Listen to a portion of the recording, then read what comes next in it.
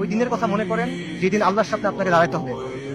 ইদা দুক্কাতিল আরদু আরদান দাক্কান দাক্কা ওয়া জাআ রাব্বুক ওয়াল মালাকু সাফফান সাফফা ওয়া জিআ ইয়াওমাইযিন বিজাহান্নাম। পৃথিবী চূর্ণ বিচূর্ণ হয়ে যাবে, বালির মতো হয়ে যাবে।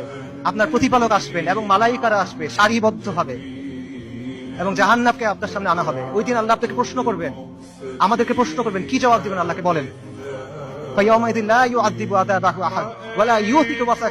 আল্লাহ ওই দিন যেভাবে আযাব দিবেন ওভাবে আর কেউ দেয়া নাই।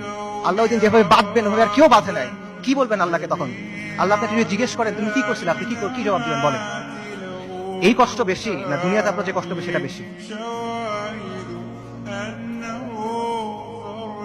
এত কিছুর পরও দেখেন আল কুদসের মানুষ ঈমান, ইস্তিকামাত এবং সবরের কি দৃষ্টান্ত স্থাপন করছে।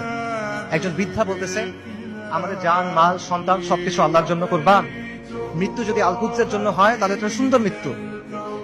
ইনশাআল্লাহ কিয়ামত পর্যন্ত আমরা রিবাদ করে যাব। এটা সস্তা কিছু না, এটা রাসূলুল্লাহ সাল্লাল্লাহু আলাইহি ওয়াসাল্লামের ইসরা ওয়াল মিরাজের জায়গা। আমরা বাইতুল মাকদিসের অধিবাসীরা প্রস্তুতি আছি, কুরবানি করার জন্য প্রস্তুতি আছে, যত কুরবানি লাগে আমরা করব। ওই